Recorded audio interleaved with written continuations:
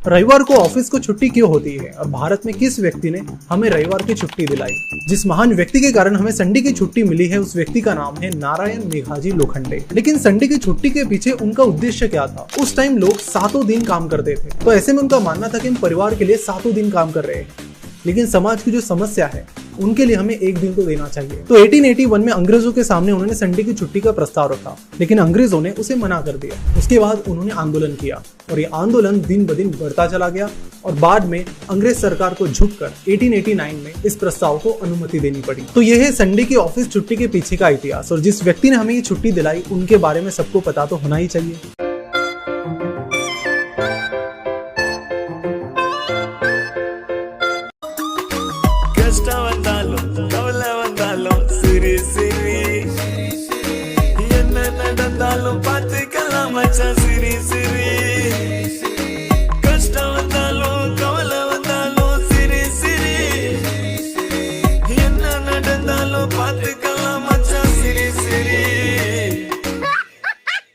வணக்கம் நண்பர்களே, நம்முடைய சேனலில் இன்றைக்கி நாம் பார்க்க போகிறது கவியரசர் கண்ணதாசன் அவர்கள் எழுதிய இயேசு காவியத்திலிருந்து ஒரு அற்புதமான ஒரு கதையை கவிதையாக எழுதியிருக்கார் கண்ணதாசன். ஊதாரி மைந்தனுடைய கதையை ஊதாரி பிள்ளை என்கிற தலைப்பில் இட்டு எழுதியிருக்கிறார். இந்த இயேசு காவியத்தில் இடம்பெற்றக்கூடிய கதை கேட்குறதுக்கு முன்னாடி நம்ம சேனலை சப்ஸ்கிரைப் பண்ணாதவங்க மறக்காமல் சப்ஸ்கிரைப் பண்ணுங்கள், பக்கத்தில் இருக்க பெல் பட்டனை கிளிக் பண்ணுங்கள். அப்போ தான் நான் போடக்கூடிய வீடியோக்கள் உடனுக்குடன் உங்களை வந்து சேரும். சரி, வாங்க கண்ணதாசன் குறித்தும் ஊதாரி பிள்ளை கவிதை குறித்தும் பார்க்கலாம். கண்ணதாசன் உலகறிந்த தமிழ் திரைப்பட பாடலாசிரியர். வாழ்க்கை தத்துவங்களை அற்புதமான தன்னுடைய கவித்திறமையால் பாடல்களாக மாற்றியவர். இவருடைய இயற்பெயர் முத்தையா. தடுமாறும் போதையிலும் கவி பாடும் மேதை என்று பலராலும் பாராட்டப்பெற்றவர். அர்த்தமுள்ள இந்து மதம் என்கிற அற்புதமான உரைநடை நூலை கொடுத்தவர். இந்து சமயத்தை மட்டுமல்லாமல் கிறித்துவ சமயத்துக்கும் தொண்டு செய்யும் விதமாக ரொம்ப அற்புதமாக இயேசு காவியம் என்கிற காவியத்தை இயற்றியிருக்கிறார். இது கிறிஸ்து திருமறையான விவிலிய நூலுடைய எளிமைப்படுத்தப்பட்ட ஒரு கவிதை வடிவம் அப்படின்னு சொல்லலாம். 5000க்கும் மேற்பட்ட திரைப்பட பாடல்களை இயற்றிய கவியரசர் கண்ணதாசன் அவர்கள் புதிய ஏற்பாட்டிலிருந்து இயேசு பிரான் கூறிய மனமாறிய மைந்தன் என்கிற கதையை நாம் இப்போ பார்க்கலாம். முதல்ல கதையை பார்த்துட்டு அப்புறம் அந்த கவிதையை நான் உங்களுக்கு சொல்கிறேன். இந்த ஊதாரி மைந்தன் என்கிற அந்த ஓமை, அது ஒரு ஓமை, அது கெட்ட குமாருடைய ஓமை அப்படின்னு கூட சொல்லுவாங்க. அதாவது இயேசு பெருமான் ஒரு சிலருக்கு சிலவற்றை புரிய வைக்க வேண்டும் என்பதற்காக இந்த கதையை சொல்கிறார். அதாவது இயேசு பெருமான் நிறைய பேருக்கு வந்து போதனைகளை கொடுத்துட்ருக்காரு.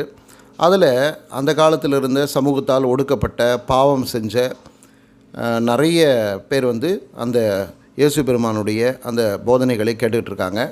முக்கியமாக வந்து இந்த ஆயக்காரன்னு சொல்லுவாங்க, வரி வசூல் செய்கிறவங்க.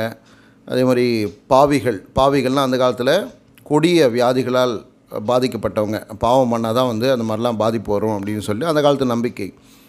அந்த மாதிரி இயேசுனுடைய போதனைகளை கேட்குறதுக்காக நல்லவங்களாக தன்னை மாற்றிக்கொள்வதற்காக நிறைய பேர் வராங்க. அப்போது அந்த இடத்துல இருக்கக்கூடிய பரிச்சேயர், வேத பாரகர், இவங்கெல்லாம் வந்து யூத கோயில் மத குருக்கள். இவங்கெல்லாம் என்ன பண்ணுறாங்க, தங்களுக்குள்ளே பேசிக்கிறாங்க. என்ன பேசுகிறாங்கன்னா, இயேசுவை காமிச்சு சொல்கிறாங்க, இவர் என்ன பண்ணுறாரு, பாவம் செஞ்சவங்களாம் ஒன்றா கூப்பிட்டு உட்கார வச்சு அவங்க மூலமாக சாப்பிட்டுக்கிறாரு. அதாவது பாவம் செய்வர்களை ஏற்றுக்கொண்டு அவர்களோடு சாப்பிடுகிறார் அப்படின்னு சொல்லி சாப்பிட்றாரு. என்ன நல்லவங்களோட உட்காந்து சாப்பிட்லாம், பாவம் செஞ்சவங்களோட உட்காந்து சாப்பிட்லாமா அப்படின்ற மாதிரி பொருள்படும்படியாக அவங்க பேசுகிறாங்க. அப்போ அந்த சமயத்தில் தான் இயேசு என்ன பண்ணுறாரு, காணாமல் போன ஆடு, காணாமல் போன காசு, இந்த மாதிரி ஓமைகளை சொல்லிவிட்டு அதுக்கு பிறகு தான் வந்து இந்த கெட்ட குமாரன் கதை, அதாவது ஊதாரி மைந்தனுடைய கதையை சொல்ல ஆரம்பிக்கிறார். ஒரு ஊரில் ஒரு விவசாயி, பணக்காரரும் கூட, அவருக்கு வந்து 2 பசங்க இருக்காங்க. அதில் இளையவன் வந்து தகப்பன்கிட்ட வந்து அந்தளவுக்கு ஒரு பற்று கொண்டவன் கிடையாது, அவ்வளோ பாசத்தோடு ஒன்றும் இல்லை. ஆனால் பெரிய பையன் வந்து ரொம்ப நல்லவன். அவன் அப்பா கூடவே இருந்து எல்லா வேலையும் செஞ்சு உதவியாக இருக்கக்கூடிய பையன். இந்த சின்ன பையன் என்ன பண்ணுறான், ஊதாரியாக சுற்றுறான். வீட்டில் இருக்கிற காசெல்லாம் கொண்டு போய் வெளியில் போய் கரைக்கிறான். அவன் நண்பர்களோடு ரொம்ப மகிழ்ச்சியாக சுற்றுறான். அப்படி கொஞ்ச நாள் போயிட்டே இருக்குது. அதுக்கப்புறம் அவன் கையில் இருக்கிற காசெல்லாம் கொஞ்சம் கொஞ்சமாக காலி ஆகுது. திரும்ப அப்பாகிட்ட கேட்டால் சிக்கல் ஆகுதுன்னு சொல்லிட்டு என்ன பண்ணுறான், என் சொத்தை பிரித்து கொடு, பங்கு பிரித்து கொடு அப்படின்னு சொல்லி கேட்குறான். அப்போ அவங்க அப்பாவுக்கு வந்து ரொம்ப மன வருத்தம், என்ன பையன் இந்த மாதிரி வந்து பங்கு பிரித்து கேட்குறானே அப்படின்ட்டு. ஏன்னா அதுக்கான பக்குவமான வயசு வந்து அப்பாவை பிரித்து கொடுத்துட போகிறார். ஆனால் அதுக்கான பக்குவம் அவனுக்கு வரல. இப்போ இந்த சமயத்தில் அவன் சொத்தை கேட்குறானே அப்படின்னு அவளுக்கு வருத்தம் இருக்குது. இருந்தாலும் பையன் என்ன பண்ணுறான், விடாமல் கேட்டுக்கிட்டே இருக்கான். அதனால் வேறு வழி இல்லாமல் அந்த சொத்தை வந்து 2 பேருக்கும் வந்து பங்கு போட்டு கொடுக்குறார்.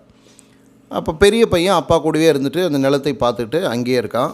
இந்த சின்ன பையன் என்ன பண்ணுறான், அந்த சொத்து தம் பங்கு கிடைச்ச எல்லா பொன் பொருள் எல்லாத்தையும் விற்று வெளியூருக்கு போயிட்டு ரொம்ப சந்தோஷமாக செலவு பண்ணுறான். அப்போ அவங்க கூட நிறைய நண்பர்கள்லாம் கூட போகிறாங்க. போயிட்டு ரொம்ப மகிழ்ச்சியாக இருக்காங்க. நல்லா வகை வகையாக சாப்பாடு, என்னென்ன தீய வழிகள் இருக்கோ அத்தனை தீய வழியிலும் போயிட்டு செல்வத்தை கொஞ்சம் கொஞ்சமாக கரைக்கிறான். அப்போது செல்வம் இருக்கிற வரைக்கும் கூட அந்த நண்பர்கள், செல்வம் கரைஞ்ச பிறகு இல்லைப்பா எனக்கு கொஞ்சம் வேலை இருக்குது, எங்கள் வீட்டில் வந்து தேடுவாங்க, எங்கே போனால் என்னன்னு கேட்பாங்க அப்படின்னு சொல்லிட்டு எல்லாருமே கிளம்பி போயிடுறாங்க. அதுக்கு பிறகு அவங்ககிட்ட வந்து காசே இல்லாமல் போயிடுது. அப்போ தான் வந்து பசி பட்டினினா என்ன, பஞ்சம்னா என்ன அப்படின்னு அவனுக்கு வந்து தெரிய ஆரம்பிக்குது. அப்போ அவனுக்கு என்ன பண்ணுறதுனே தெரில. சாப்பிட்றதுக்கு சாப்பாடு கூட இல்லை, பசி வயிற்று கிள்ளுது. அப்போ என்ன பண்ணுறது அப்படின்னு சொல்லி யோசிக்கிறான். அப்போ தான் வந்து ஒரு குடியானுடைய வயலில் வேலை ஏதாவது கிடைக்குமான்னு சொல்லி கேட்டு போகிறான். அங்கே தம்பி இங்கெல்லாம் எதுவும் வேலையெல்லாம் கிடையாதுப்பா, பண்ணி மேய்க்கிற வேலை வேணால் இருக்குது, அதுக்கு வேணால் போறியா அப்படின்னு சொல்கிறான். அப்போ இவனுக்கு வேறு வழி இல்லை, பசி, பயங்கரமான பசி. அப்போது சரி கிடைக்கிற வேலை ஏதோ செய்வோம், எல்லாம் நாம் பண்ண பாவத்தினுடைய விளைவு நினச்சிக்கிட்டு சரின்னு சொல்லிட்டு போகிறான். அப்போது பசியால் பன்றிகளுக்கு வச்சுருந்த அந்த தவிட்டை எடுத்து சாப்பிட்றான். அப்போது பன்றிகளுக்கு வச்சுருக்கக்கூடிய உணவை இவன் எடுத்து சாப்பிட்டான். இவன் பசியால் சாப்பிட்டான், ஐயோ பாவம் அப்படின்லாம் முதலாளிகளுக்கெல்லாம் கிடையாது. அதுக்கு வச்சுருந்து இவன் எடுத்து சாப்பிட்டானே, அப்போ அது எப்படி வளரும்? அதனால் என்ன ஆகுது, அவங்க எல்லாம் திட்டிடுறாங்க, நீ எல்லாம் அதெல்லாம் எடுத்து சாப்பிடக்கூடாது அப்படின்னு சொல்லி திட்டிடுறாங்க. அதுக்கப்புறம் தான் ரொம்ப மனம் வருத்தப்பட்டு, நம்ம ஊரில் போனோன்னா நமக்கு வேலை செய்கிறதுக்கே 1000 பேர் இருக்கான், நம்ம ஏன் வந்து இங்கே கஷ்டப்படணும் அப்படின்ற ஒரு மனநிலை ஒரு பக்கம் வருது. என்ன பண்ணுறது, எல்லாம் நம்ம பண்ண பாவத்தினால தான் இப்படி வந்து அனுபவிக்கிறோம். இருந்தாலும் இப்படியே நம்ம இருக்க முடியாது, கடைசியில் இப்படியே இருந்து செத்து போனால் என்ன பண்ணுறது? அதனால் அப்பாட்டே போய்டும். அங்கே போயிட்டு அவர்கிட்ட கேட்டு, என்ன நம்ம சொத்தெல்லாம் வாங்கிட்டோம், அங்கே போய் முதலாளியாக இருக்க முடியாது, ஒரு வேலையாளாக இருப்போம். எத்தனையோ பேர் வேலை செய்கிறாங்க, அது மாதிரி நம்மளும் வேலையாளாக வேலை செஞ்சு அங்கே போய் சாப்பிடுவோம் அப்படின்னு சொல்லிட்டு அவன் கிளம்பி போகிறான். அவனுடைய புத்தி தெளியுது, அவன் கிளம்பி அவங்க அப்பாட்ட போகிறான். அப்போ போகும்போது தகப்பனாரை போய் கூப்பிட்றான். கூப்பிட்ட உடனே ரொம்ப ரொம்ப அன்போடு மனமுருகி ஓடி வரார். ஓடி வந்து கட்டி பிடிச்சிக்கிறார். அப்போ வந்து அவன் அந்த சின்ன பையன் சொல்கிறான், இனிமேல் வந்து நான் உங்கள் பையன் கிடையாது, உங்கள் பையன்னு சொல்லிக்கிறதுக்கான தகுதி எனக்கு கிடையாது, அதனால் உங்கள் வீட்டில் வேலை செய்கிற வேலையாக இல்லை, என்னையும் வந்து ஒரு ஆளாக வச்சுக்கங்க அப்படின்னு சொல்லிட்டு சொல்கிறான். இப்போ சொல்லும்போது அவங்க அப்பாவுக்கு வந்து துக்கம் தாங்கலை, மனம் உருகுது. அவருக்கு என்ன பண்ணுறதுன்னு தெரில. மகனை கட்டி பிடிச்சிட்டு முத்தம் கொடுக்குறார். ஏன்னா மகன் வந்து திருந்தி வந்திருக்கான். அப்போது நீ என்னுடைய மகன், நீ பாவம் பண்ணிட்ட, பாவம் பண்ணி திருந்தி தான் வந்திருக்க, அதனால் நீ இப்போ வந்து திருந்தியது நல்ல விஷயந்தானே, அதனால் நீ வெளியே போனாலும் என்னுடைய பையன்தான், திரும்பி வந்தாலும் என்னுடைய பையன்தான் அப்படின்னு சொல்லிட்டு அங்கே இருக்கிற வேலையாள்கிட்ட சொல்லி நல்ல உயர்தரமான ஆடைகளை கொண்டு வர சொல்லி அவனை உடுத்திக்க சொல்கிறாங்க. கை நிறைய மோதிரம் போடுவதற்கு கொடுக்குறாரு, கால்களுக்கு காலணி கொடுக்குறாங்க, கொழுத்த கன்றை அடித்து விருந்து வைக்கிறாங்க. இந்த பையன் நல்லா விருந்து சாப்பாடு சாப்பிட்டுட்டு இருக்கான், ரொம்ப மகிழ்ச்சியாக இருக்கான். அப்போ தான் வந்து அங்கே இருக்கக்கூடியவங்கெல்லாம் பார்க்குறாங்க, ஆச்சரியமாக பார்க்குறாங்க. ஏன்னா எப்படியெல்லாம் திட்டிட்டு போனான் அந்த பையன், பங்கு பிரிச்சுட்டு போனால் இப்போ வந்திருக்கானே அப்படின்னு சொல்கிறாங்க. அப்போ தான் அங்கே இருக்கக்கூடியவர்களுக்கு தெரிவிக்கும் விதமாக அவர் சொல்கிறார், என்னுடைய பையன் வந்து இறந்து மீண்டும் திரும்ப உயிரோடு வந்திருக்கான், அதனால் எனக்கு ரொம்ப மகிழ்ச்சி அப்படின்னு சொல்கிறான். இந்த சமயத்தில் மூத்த மகன் வயலுக்கு போயிட்டு வீட்டுக்கு வரான். அப்போ வீட்டுக்கு வரும்போது நல்ல கீத வாத்தியம் நடனம் எல்லாமே வந்து ஒரே ஆரவாரமாக இருக்குது. அப்போ அங்கேருந்த ஒரு வேலைக்காரனை கூப்பிட்டு பெரிய பையன் கேட்குறான், இது என்னையா பயங்கரமாக அது அடபுல்லாக ஒரே சவுண்டாக இருக்குதே, என்ன நடக்குதுங்க அப்படின்றாங்க. அப்போ தான் வந்து அந்த வேலையாள் சொல்கிறான், உன்னுடைய சகோதரன் உன் தம்பி வந்துட்டான் அப்படின்னு சொல்கிறான். உன் தம்பி வந்த மகிழ்ச்சியில் தான் உங்கள் அப்பா என்ன பண்ணார், நல்ல ஒரு கன்றை விருந்து படைத்து இங்கே எல்லாருக்கும் வந்து மகிழ்ச்சி படுத்திகிட்டு இருக்கார், எல்லாருமே சந்தோஷமாக இருக்காங்க அப்படின்னு சொல்கிறார். இதை கேட்ட உடனே பெரிய பையனுக்கு பயங்கரமான கோவம். வீட்டுக்குள்ளே போகிறதுக்கு அவன் மனசே இல்லை. என்ன அது இப்படி பண்ணிட்டாரு, அவன் தான் ஓடி போயிட்டான் ஊதாரி, அவன் திரும்பி வந்திருக்கான்னு விருந்தா அப்படின்னு சொல்லிட்டு பயங்கரமான கோவம். வீட்டுக்குள்ளே வரல, கோச்சிட்டு வெளியே உட்காந்துருக்கான். இப்போ அந்த சமயத்தில் அவங்க அப்பா தகவல் அறிந்து வெளியே வரார். வெளியே வந்து என்னப்பா ஏன் இங்கேயே இருக்க அப்படின்றார். இல்லை நான் வரமாட்டேன்ப்பா, இத்தனை வருஷமாக நான் உங்களுக்கு எப்படி உழைச்சிருக்கேன், எப்படி மாடாக உழைச்சாலும் கூட என்ன பண்ணீங்க, எனக்கு இந்த மாதிரி என்றைக்காவது விருந்து கொடுத்துருக்கீங்களா, இல்லை நண்பர்களை உபசரிச்சிருக்கீங்களா, என்றைக்காவது நீங்கள் இந்த மாதிரி என்னை பாசமாக வந்து கட்டி அணைச்சி அன்போடு முத்தம் கொடுத்து இந்த மாதிரிலாம் பண்ணியிருக்கீங்களா? வேலையாட்கள் சொல்கிறாங்க நீங்கள் எப்படியெல்லாம் வந்து உங்கள் சின்ன பையனை கொஞ்சறீங்க அப்படின்ட்டு. எங்கெங்கேயோ போய்ட்டு சொத்து அழித்து வந்திருக்கான், விவசாயிக்கிட்ட நண்பர்களோட குடி கூத்துன்னு போயிட்டு சொத்தெல்லாம் அழிச்சிட்டு வந்திருக்கான். அவனுக்கு போய் கொழுத்த கன்றை வெட்டி சமைச்சு விருந்து கொடுத்துருக்கீங்களே நியாயமா அப்படின்னு சொல்லிட்டு கேட்குறான். அப்போ தான் வந்து அவங்க அப்பா சொல்கிறாரு, அப்படி இல்லைப்பா, நீ எப்போவுமே என் கூடயே இருக்க, எனக்கான சந்தோஷம் உனக்கான சந்தோஷம், இங்கே இருக்கக்கூடிய சொத்து எல்லாமே உன்னுடையது, சரியா? ஆனால் உன்னுடைய தம்பி இருக்கானே, அவன் ஏற்கனவே இறந்து போயிட்டான், இறந்தவன் திரும்பவும் உயிரோடு வந்திருக்கிறான், திரும்பவும் வந்தால் அவனை நம்ம ஏற்றுக்கணும் இல்லையா, அதனால தான் நான் அவனை மகிழ்ச்சியாக வந்து ஏற்றுக்கிட்டேன் அப்படின்னு சொல்கிறார். அதாவது நல்லவனாக இருக்கக்கூடிய நீ எப்போதும் நல்லவனாக இருக்க, அதுக்கான பலனை என்னோடு இருந்து நீ எப்போது அனுபவிச்சுட்டே இருக்க. அவன் மகிழ்ச்சி நினச்சிட்டு போன இடத்துல துன்பங்களை எல்லாம் அனுபவிச்சுட்டு தான் வந்திருக்கான், என்னென்ன கஷ்டப்படணுமோ எல்லாத்தையும் கஷ்டப்பட்டு தான் வந்திருக்கான். ஆனால் நீ தினமும் என்னோடு மகிழ்ச்சியாக தான் இருக்க, வேலை செஞ்சிட்ருக்க இல்லைன்னு சொல்ல, என்னோடு மகிழ்ச்சியாக இயல்பாக இருந்துகிட்ருக்க. அவன் இயல்பாக இல்லை, சரியா? ரொம்ப வருத்தப்பட்டு ரொம்ப சோதனைகளை கடந்து அவன் பண்ண பாவத்துக்கு அனுபவிச்சுட்டு தான் வந்திருக்கான், திருந்தி வந்திருக்கான். அப்போ திருந்தி வந்தோன்னு நம்ம ஏற்றுக்கிறது தானே நியாயம் அப்படின்ற மாதிரி அவங்க அப்பா சொல்கிறார். அதோடு வந்து அந்த கதை முடியுது. இந்த கதை மூலமாக அவர் இயேசு வந்து என்ன சொல்ல வந்திருக்காருன்னா, 1000 நல்லவர்கள் வந்து வாழ்கிறத இறைவன் பார்த்தாலும் கூட ஒரு கெட்டுப்போன மனுஷன் மனம் திருந்தி வருவதை பார்க்கும்போது தான் கடவுளுக்கு மகிழ்ச்சியாக. சரிங்களா? நீங்கள் நல்லவங்களாக இருக்கீங்க, சரி, அது இறைவனுக்கு மகிழ்ச்சி தான். இருந்தாலும் அதை விட மகிழ்ச்சி எதுனா, தவறு செய்து கெட்டுப்போன ஒருத்தன், தீய வழியில் போன ஒருத்தன் திருந்தி வருவதுதான் இறைவனுக்கு மிகப்பெரிய மகிழ்ச்சியை தரும் அப்படின்றதான் வந்து இதனுடைய உண்மை. சரி, எதுக்காக இப்படி சொல்கிறாங்க, அப்போ நல்லவங்களுக்கு மதிப்பு இல்லையா அப்படின்னு தோணும். அப்படி கிடையாது. கெட்டவர்களாம் திருந்தி வந்துவிட்டால் நல்லவர்களுக்கு பாதுகாப்பு தானே. நல்லவர்கள் வந்து துன்பப்பட வேண்டிய அவசியம் இல்லையே. கெட்டவர்கள் பெருகி கொண்டே போனால் நல்லவர்கள் எங்கே வாழ்கிறது? அந்த கண்ணோட்டத்தோடு நம்ம இதை பார்த்தோம் அப்படின்னா, இயேசு சொன்ன அந்த கதை வந்து எவ்வளவு இந்த காலத்துக்கும் பொருத்தக்கூடிய ஒரு கதையாக இருக்குன்றது நமக்கு தெரியும். இந்த ஓமையை தான் வந்து கவியரசர் கண்ணதாசன் அவர்கள் ஊதாரி பிள்ளை என்கிற கவிதை மூலமாக, இயேசு காவியத்தில் ஊதாரி பிள்ளை என்கிற அந்த கவிதை மூலமாக விளக்குகிறார். வாங்க கவிதை பார்க்கலாம். ஊதாரி பிள்ளை.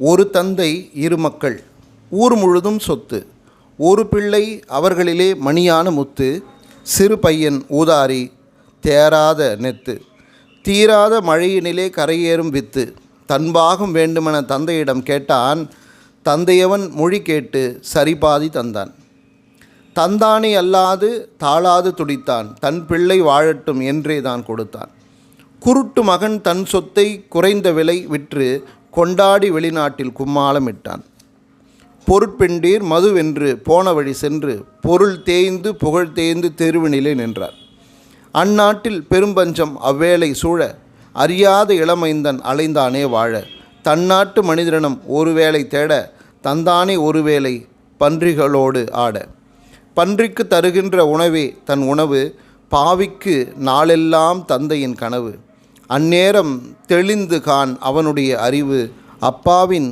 கால்களிலே விழுகின்ற நினைவு, என் தந்தாய் வானுக்கும் உமக்கும் எதிரானேன், எத்தனையோ ஊழியர்கள் இருக்க நான் போனேன், உன் வீட்டு கூலிகளில் ஒருவரனை ஏற்பாய், உன் பிள்ளை என்று சொல்ல தகுதி இல்லை காப்பாய், இப்படியே போய் விழ வேண்டும் என்றெண்ணி சென்றான், எதிர்பார்த்து காத்திருந்த தந்தையின் முன் நின்றான், அப்பா என் மகனே என்றழைத்தானே தந்தை, அன்பான தந்தையின் முன் அழுததவன் சிந்தை, எப்பொழுது வருவாய் என்றெண்ணி இருந்தேனே, இளைத்தாய் என் மகனே கண்மணியே தேனே, தப்பான பிள்ளை அல்ல, எதுவும் சொல்லாதே.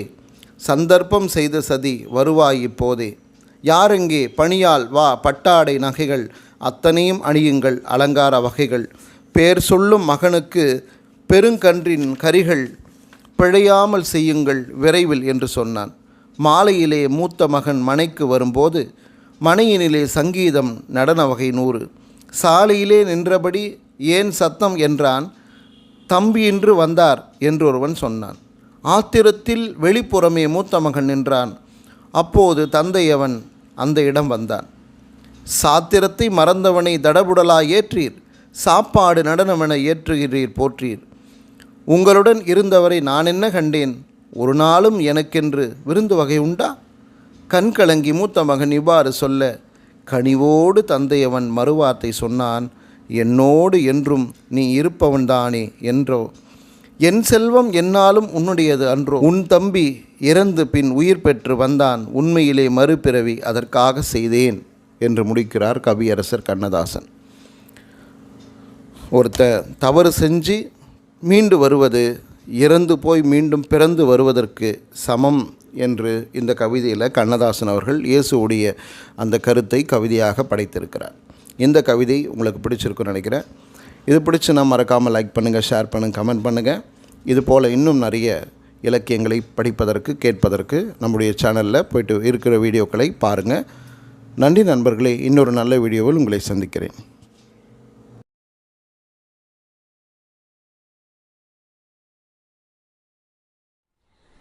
करचरणकृतं वा कायजं कर्मजं वा श्रवणनयनजं वा मानसं वापराधं विहितमविहितं वा सर्वमेतत्क्षमस्व। जय जय करुणाब्धे श्री महादेव शंभो।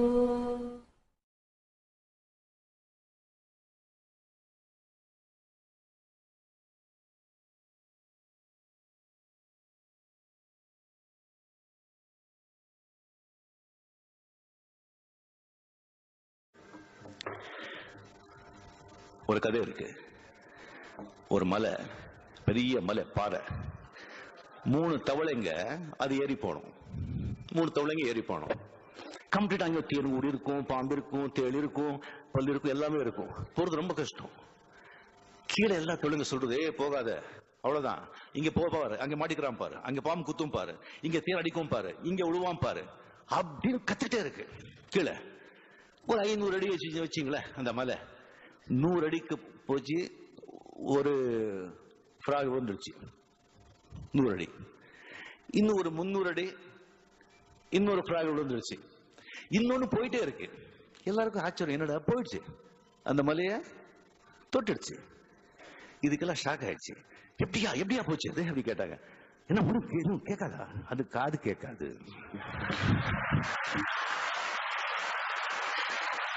இது அந்த தவளை காது கேட்காது. அப்படிதான் ரஜினிகாந்த் காது கேட்காத தவளை.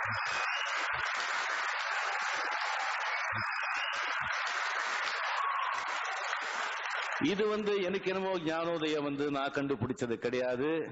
நான் பழகின பெரிய பெரிய மனிதர்கள் கிட்ட நான் கத்துக்கிட்டது.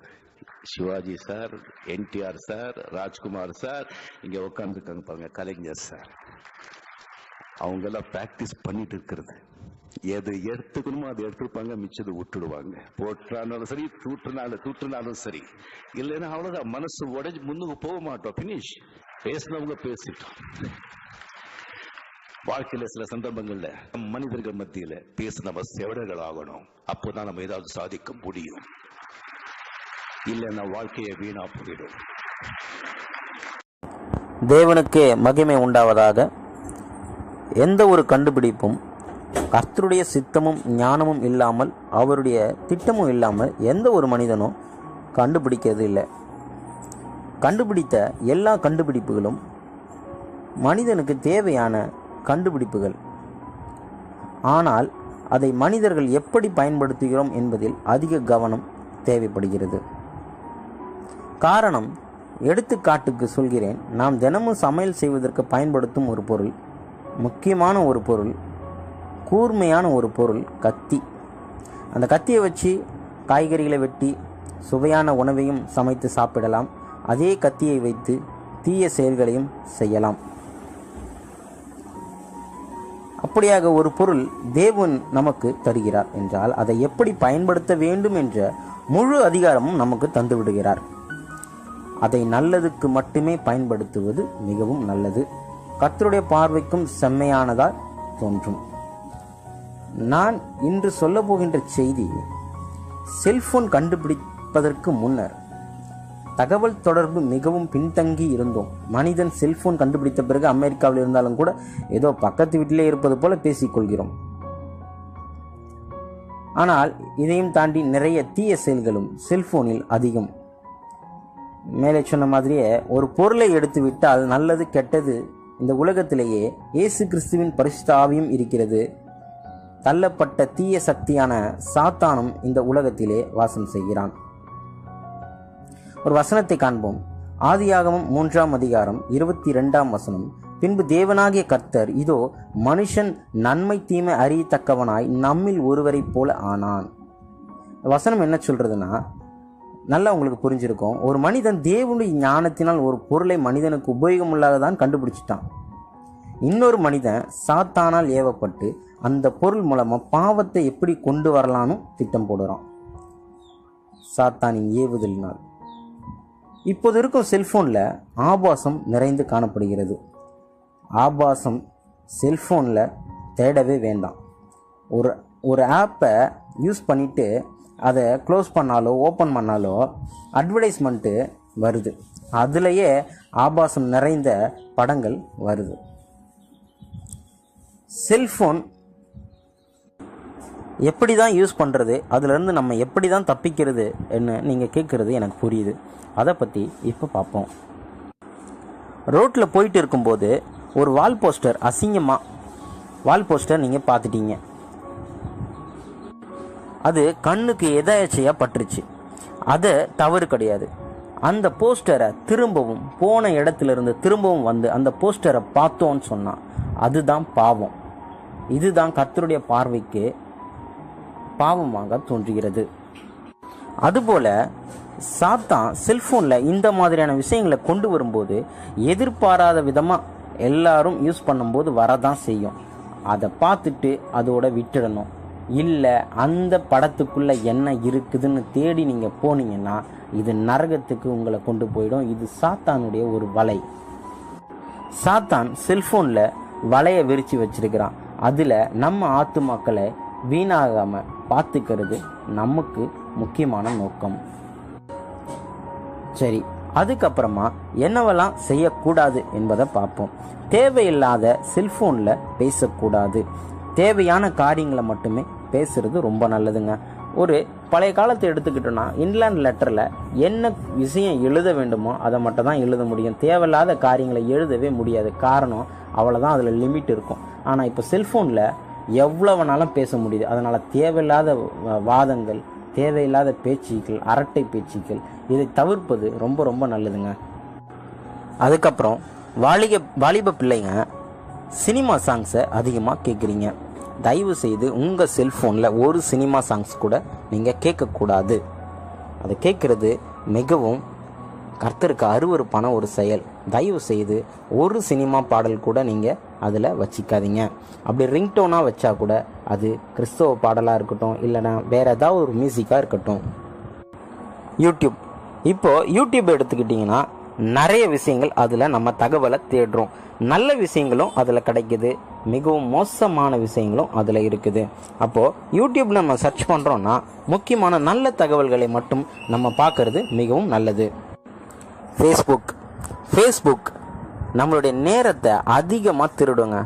அதில் ஒன்ஸ் நீங்கள் உள்ளே போயிட்டீங்கன்னா அதை தள்ள பேஜஸ் வந்துக்கிட்டே தான் இருக்கும். அதுக்கு முடிவே கிடையாது. ஸோ நம்ம தேவனுக்கு கொடுக்க வேண்டிய நேரத்தை ஃபேஸ்புக் அதிகமாக நம்மக்கிட்டேருந்து பிடுங்குது. தயவு செய்து ஃபேஸ்புக் யூஸ் பண்ணாமல் இருக்கிறது ரொம்ப நல்லது. ஏன்னா உங்களுக்கு தேவையான தகவலை நீங்கள் தேடணும் அப்படின்னு சொன்னால் அதுக்கு யூடியூப் இருக்குது, நீங்கள் தேடிக்கலாம். ஆனால் இதில் நீங்கள் தேடுறேன், இதில் நல்லதை தான் நான் ஷேர் பண்ணுறேன்னு நினச்சி நீங்கள் போனீங்கன்னா அது போயிட்டே இருக்கும். உங்களால் கட்டுப்படுத்த முடியாத அளவுக்கு உங்களுடைய நேரத்தை திருடிடும். அதுக்கப்புறம் பார்த்தீங்கன்னா தேவையில்லாதவர்கள் உங்களுக்கு ஃப்ரெண்ட்ஸ் ரெக்வெஸ்ட் தருவாங்க. நீங்கள் அதை அவங்க யாருன்னே தெரியாமல் நீங்கள் அக்செப்ட் பண்ணிக்கிட்டா, வாலிப பெண்களாக இருந்தாலும் சரி, வாலிப பையன்களாக இருந்தாலும் சரி, அதை நீங்கள் அக்செப்ட் பண்ணிட்டீங்கன்னா உங்களுக்கு தேவையில்லாத விஷயத்துக்கு அது கொண்டு போகும். இப்படி நிறைய பேர் தன்னுடைய வாழ்க்கையை ஃபேஸ்புக் யூஸ் பண்ணி நிறைய பேர் கெடுத்துக்கிட்டதை நீங்கள் பேப்பர் மூலயமா, நியூஸ் பேப்பர் மூலயமா நீங்கள் தெரிஞ்சிருப்பீங்க. தயவு செய்து கிறிஸ்தவ பெண்கள், வாலிப பிள்ளைகள் தயவு செய்து இந்த ஃபேஸ்புக்கை தவிர்க்கிறது ரொம்ப நல்லது. அதே போல் வாட்ஸ்அப் எடுத்துக்கிட்டால் அது என்னது, ஸ்டேட்டஸை வச்சு அடுத்தவங்க வைக்கிற ஸ்டேட்டஸை நம்ம பார்க்குறது, நம்ம ஸ்டேட்டஸ் வைக்கிறது. ஏங்க ஒன்று தெரியுமா, நம்மளுடைய ஸ்டேட்டஸ் தேவனுடைய பார்வைக்கு எப்படி இருக்குதுன்னு நீங்கள் என்னைக்காவது தெரிஞ்சுக்கிட்டீங்களா? தேவனு பார்த்தா நம்மளுடைய ஸ்டேட்டஸ் எப்படி இருக்குதுன்னு தெரிஞ்சுக்கிட்டீங்களா? அதை பாருங்கள். தேவையில்லாத ஸ்டேட்டஸை வைக்கிறது, எதிர்த்தரப்பினர் பார்க்குறாங்களான்னு பார்த்துக்கிட்டு இருக்கிறது, நீங்கள் பார்த்ததை அவங்களுக்கு தெரியப்படுத்தும். அது தெரியுங்களா? அது நீங்கள் ஒரு ஸ்டேட்டஸ் பார்க்குறீங்கன்னா அது எதிர்த்தரப்பினருக்கு தெரியும், நம்ம ஸ்டேட்டஸ் பார்த்துட்டாங்கன்னு ஒரு ஸ்டேட்டஸ் வைக்கணும்னு. இது தேவையில்லாத ஒரு டைம் வேஸ்ட். தயவு செய்து இதை நீங்கள் யூஸ் பண்ணாதீங்க, இது நல்லது. அதன் பிறகு பார்த்தீங்கன்னா யூசி ப்ரௌசர் யூஸ் பண்ணாதீங்க. ஏன்னு சொன்னால் யூசி ப்ரௌசருக்கு பதிலாக ஒபேரா மினி யூசி ப்ரௌசர் இது யூஸ் பண்ணாதீங்க. இதுக்கு பதில் நீங்கள் என்ன யூஸ் பண்ணலான்னா கூகுள் குரோம் யூஸ் பண்ணலாம். ஏன்னா ஒபேரா மினியும் யூசி ப்ரௌசரும் எடுத்துக்கிட்டிங்கன்னா ரொம்ப ஒரு அசிங்கமான செய்திகளை தான் அதிகமாக அதில் போடுறாங்க. அதனால் அதை தவிர்க்கிறது ரொம்ப நல்லது. அதுக்கப்புறமா போன் வீடியோஸ், கேம்ஸு இதிலெல்லாம் உங்களுடைய பார்வை போகவே கூடாது. இந்த போன் வீடியோஸ்லாம் சாத்தானுடைய மிகப்பெரிய வலை. இதிலெல்லாம் நீங்கள் போய் விழுந்துட்டிங்கன்னா உங்களால் தப்பிக்கவே முடியாது. நீங்கள் நரகத்துக்கு கண்டிப்பாக செல்லுவீங்க. அதுக்கு ஒரு வசனத்தை நான் சொல்கிறேன்.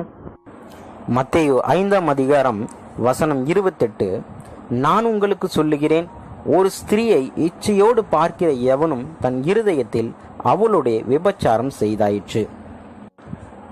பார்த்துக்கிட்டிங்களா? தேவ ஆவியானவர் எவ்வளோ அருமையான ஒரு வசனத்தை நமக்கு சொல்லியிருக்கிறார். ஒரு பெண்ணை ஒரு இச்சையோடு பார்த்துட்டாவே அது விபச்சாரத்துக்கு ஈக்குவல். ஆகவே நம்ம இந்த மாதிரி போன் வீடியோஸ்லாம் பார்க்கவே கூடாது. அதனால் இதை முற்றிலுமாக தவிர்க்கணும். இது கர்த்தருடைய பார்வைக்கு பொல்லாப்பானது. யோசேப்பினுடைய கதை உங்களுக்கு தெரியும். யோசேப்பு எப்படி அந்த மாதிரியான காரியங்களிலிருந்து விலகி ஓடினான் என்று உங்களுக்கு நீங்கள் தெரிஞ்சுக்குங்க. அதனால் யோசேப்பை போல இந்த மாதிரியான பாவ செயல்களிலிருந்து நம்ம விலகி ஓட வேண்டும். கர்த்தருடைய பாதத்துக்கு நேராக நாம் செல்ல வேண்டும்.